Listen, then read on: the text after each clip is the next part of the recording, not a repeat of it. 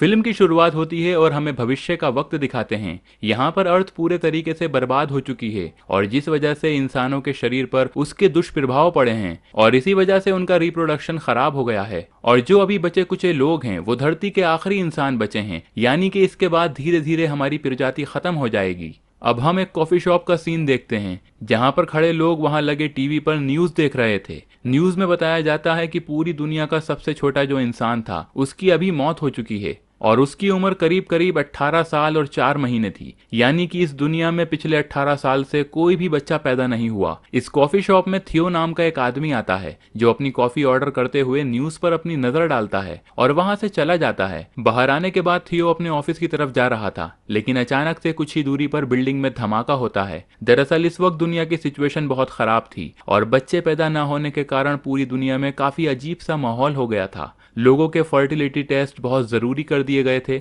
लोगों की आईडी हर जगह पर चेक की जा रही थी और लोग ऐसी औरतों को ढूंढते फिर रहे थे जिनके अंदर फर्टिलिटी अभी बाकी हो। और अभी देशों के बीच में कोई भी बॉर्डर नहीं था और बॉर्डर न होने की वजह से गवर्नमेंट अच्छे से काम नहीं कर पा रही थी, इसीलिए आर्मी जगह जगह पर दूसरे देश से आए हुए लोगों को इलीगली मार रही थी या फिर उन्हें वापस भेज रही थी और इसी के कारण पूरी दुनिया में ऐसा माहौल था। यहाँ पर थियो ऑफिस पहुंचता है और वहां जाकर देखता है कि सभी उस न्यूज वाले लड़के को याद कर रहे थे और माहौल बिल्कुल भी अच्छा नहीं था। यहाँ पर थियो अपने बॉस से घर से काम करने की परमिशन मांगता है और ऑफिस से निकल जाता है। ऑफिस से निकलने पर थियो अपने दोस्त जैस्पर से मिलता है। फिर दोनों एक साथ ही जैस्पर के घर जाते हैं। यहाँ पर जैस्पर ड्रग्स बनाता था। घर पहुंचकर हम जैस्पर की पत्नी जैनिस को देखते हैं जो कि व्हील चेयर पर थी। जैनिस के सामने काफी सारे फोटोज लगे हुए थे। ये फोटोज दरअसल थियो की पत्नी जूलियन और इन दोनों के बच्चे की थी, लेकिन उनका बच्चा इस दुनिया में नहीं रहा था, जिसके कारण जूलियन भी काफी डिप्रेस हो गई थी और वो और थियो अलग हो गए थे। अब अगले दिन थियो अपने ऑफिस जा रहा था, लेकिन रास्ते में उसे अचानक से कोई किडनैप कर लेता है और कुछ ही देर के बाद थियो के सर से कपड़ा निकाला जाता है। तब उसके सामने एक किडनैपिंग गैंग थी। अब उसे जूलियन दिखाई देती है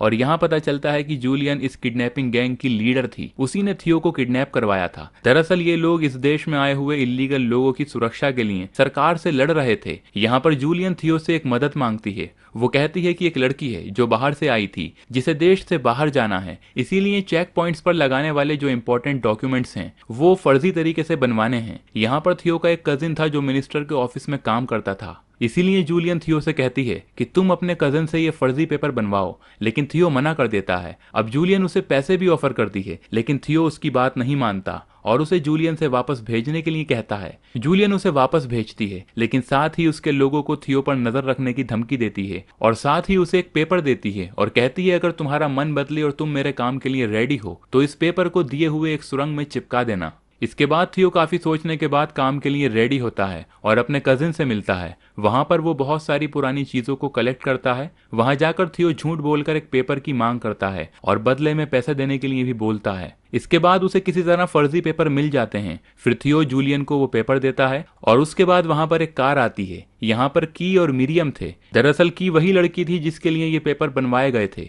इनके साथ जूलियन और उसके कुछ लोग भी थे। यहाँ पे जूलियन थियो को मदद के लिए कहती है। वो सोच ही रहा था कि तभी उनकी कार पर हमला होने लगता है और सारी जगह से गोलियां चलने लगती हैं और इसी हमले में एक गोली जूलियन को भी लग जाती है, जिसकी वजह से उसकी वहीं मौत हो जाती है, जिस वजह से थियो काफी डिस्टर्ब होता है और जंगल में उसके अंतिम संस्कार करके ये लोग आगे बढ़ते हैं। अब थियो भी उनके साथ चलने लगता है। इसके बाद सब लोग एक जगह पर पहुंच जाते हैं जहां पर ग्रुप के बाकी लोग भी होते हैं। अब इन्हें नया लीडर चुनना था और ल्यूक नाम के लड़के को नया लीडर चुना जाता है। यहाँ पर मिरियम की को बुलाती है क्योंकि उसे उससे अकेले में बात करनी थी। फिर वो की के पास आता है। की उसे बताती है कि जूलियन ने सिर्फ थियो पर ही भरोसा करने को कहा है, बाकी किसी भी लोगों पर भरोसा नहीं कर सकती। और आगे वो उसे बताती है कि उसे टुमारो नाम के शिप तक लेकर जाए और तब ही वो बताती है कि मैं माँ बनने वाली हूँ। ये देखकर थियो बहुत ही ज्यादा शॉक्ड हो जाता है क्योंकि पिछले 18 सालों में पहली बार किसी को बच्चा होने वाला था और अब उसे पता चलता है कि इसी कारण इनकी गाड़ी पर हमला हुआ था। दरअसल इस तरीके के बहुत सारे ग्रुप्स थे और ऐसी लड़कियां उनके लिए बहुत इंपॉर्टेंट थीं, इसीलिए हर ग्रुप दूसरे पर हमला करके ऐसी लड़कियों को चुनना चाहता था। लेकिन इस वक्त पूरी दुनिया में की ही वो इकलौती लड़की थी जो कि गर्भवती थी। थियो उसकी मदद करने के लिए तैयार हो जाता है। इसके बाद रात को कुछ अनजान आवाजें सुनकर थियो अपने रूम से बाहर आता है और छुपकर इनकी बातें सुनता है, जहां पर उसे पता चलता है कि ल्यूक ने ही जूलियन को मरवाया था। दरअसल वो लीडर बनना चाहता था और वो की के बच्चे को अपने पॉलिटिकल फायदे के लिए यूज करने वाला है। अब यह सुनकर थियो सीधा की के पास जाता है और उसे सारी सच्चाई बताकर अपने साथ चलने को कहता है और इसके बाद वो सब यहाँ से बचकर निकल जाते हैं और थियो मिरियम और की को जैस्पर के पास लेकर आता है। वहां पर जैस्पर सबके लिए खाना बनाती है और फिर आगे की प्लानिंग की जाती है और मिरियम बताती है कि टुमारो नाम की शिप एक तरह का हॉस्पिटल है जो उन्हें ह्यूमन प्रोजेक्ट तक पहुंचाएगा। फिर जैस्पर वहां से चला जाता है और सबके लिए एक कार लेकर आता है। अब जैस्पर सबको प्लान बताता है कि एक गार्ड है जिसे वो ड्रग्स बेचता है, वो सबको अरेस्ट करके लेकर जाएगा ताकि किसी को शक ना हो और बॉर्डर पार करवा देगा। अब अगले दिन थियो की नींद अजीब से अलार्म से खुलती है और सब लोग एक सीसीटीवी पर देखते हैं कि वो ग्रुप के लोग उन्हें ढूंढते हुए यहाँ पर आ रहे हैं। ये देखकर थियो मिरियम और की को लेकर चला जाता है और जैस्पर और जेनिस वहीं पर रहते हैं। इसके बाद जैस्पर जेनिस को आई लव यू कहता है और एक हाई ड्रग का डोज बनाकर उसे देता है जिससे कि वो आराम से सुकून से इस दुनिया से विदा हो जाए और ये उनका आखिरी पल था। अब थियो कुछ दूरी पर जाकर गाड़ी रोकता है और जैस्पर के घर की तरफ देखता है जहां पर वो देखता है कि जैस्पर को उन लोगों ने मार दिया है क्योंकि जैस्पर थियो और की का पता नहीं बताता। अब ये देखने के बाद थियो बिल्कुल टूट जाता है क्योंकि थियो को बचाने के लिए उसने अपनी एक्स वाइफ, अपने अच्छे दोस्त और उसकी पत्नी को खो दिया, लेकिन वो अब की को बचाना चाहता था। फिर वापस से वो गाड़ी को मोड़कर निकल जाता है और कुछ ही देर में थियो उस गार्ड से मिलता है और उसे एक तरह का कोड बताता है जो उसे जैस्पर ने बताया था। फिर वो गार्ड उन्हें एक रेफ्यूजी कैंप में लेकर जाता है जहां पर वो लोग मेरिचका नाम की एक लड़की से मिलते हैं और वो उन्हें रहने के लिए एक जगह देती है। अब यहाँ से ये तीनों इसके साथ चले जाते हैं, लेकिन तब से की को लीवर में पेन होने लगता है और उसी वक्त कैंप के एक चेक पॉइंट में एक गार्ड अंदर आता है और की से बहुत ही बदतमीजी से बात करने लगता है। यहाँ पर आसपास के सारे लोगों से उसकी प्रेगनेंसी को छुपाया गया था, यहाँ पर कोई भी उसका गलत इस्तेमाल कर सकता था, लेकिन तभी मिरियम और थियो उसका ध्यान बटाते हैं और वो वहां से चला जाता है और साथ ही मिरियम को भी अपने साथ लेकर जाता है। अब थियो और की कैंप के अंदर पहुंच जाते हैं और वो लोग मरिचका से मिलते हैं जो उन्हें रहने के लिए जगह देती है। अब रूम के अंदर की थियो की हेल्प से डिलीवरी करती है और वो एक लड़की को जन्म देती है। आगे वही गार्ड उसके पास आता है जिसने इन लोगों को बॉर्डर पार करवाया था और यहाँ पर वो देखता है कि की के पास एक बेबी है और वो उन्हें गन पॉइंट पर कहीं लेकर जा रहा होता है, लेकिन इसी बीच मिरिचका उस गार्ड पर हमला करती है और सब के सब वहां से निकलकर चले जाते हैं। बाहर निकलकर मिरिचका उन्हें एक सेफ जगह पर पहुंचाती है जहां पर वो लोग कुछ देर रुकते हैं और थोड़ी देर में नाव का भी इंतजाम हो जाता है जिससे कि वो लोग टुमारो तक पहुंच जाएंगे।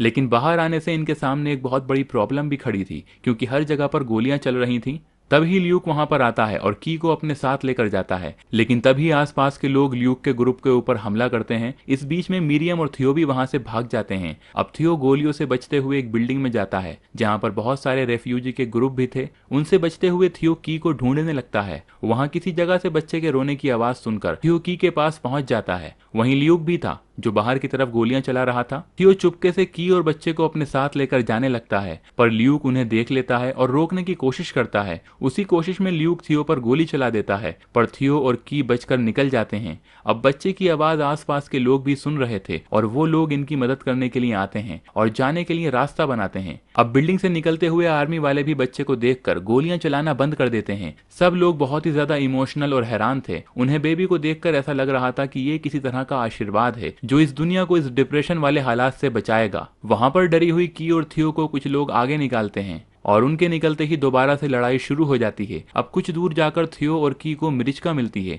मिरिचका उन्हें अपने साथ बोट तक लेकर जाती है। बोट में थियो और की को बैठाकर मिरियम बोट की रस्सी खोलने लगती है। थियो मिरियम को अपने साथ चलने के लिए कहता है, लेकिन मिरियम उनकी बोट को धक्का देती है और आगे भेज देती है। अब कुछ ही देर में की और थियो उसी बोट में उस चेक पॉइंट के पास पहुंचते हैं जहां पर वो टुमारो शिप आने वाला था, लेकिन वहां पर काफी देर तक शिप आती ही नहीं। की परेशान होने लगती है और कहती है कि शायद ये शिप निकल गया होगा, लेकिन थियो उसे विश्वास दिलाता है। वो कहता है तुम्हें उम्मीद बनाए रखनी होगी। तभी वो अपने ऊपर से बहुत सारे फाइटिंग जेट्स को जाते हुए देखता है जो कि शहर की तरफ जाकर हमला कर रहे थे क्योंकि वहां पर दंगे शुरू हो गए थे। तो वहीं बोट में काफी सारा खून बहता है जिसे देखकर की डर जाती है। तभी थियो उसे बताता है कि खून उसी का है क्योंकि उसे गोली लगी थी। अब की ये देखकर बहुत परेशान हो जाती है और उससे पूछती है कि क्या तुम ठीक हो। वो कहता है कि हाँ मैं ठीक हूँ। इसी दरमियान वो बेबी बहुत जोर से रोने लगता है। तभी थियो की को कहता है कि उसे अपने कंधे पर रखकर धीरे धीरे से उसे टैप करो ताकि ऐसा करने से बच्चा चुप हो जाए। इसके बाद की थियो से कहती है कि वो इसका नाम डायलन रखेगी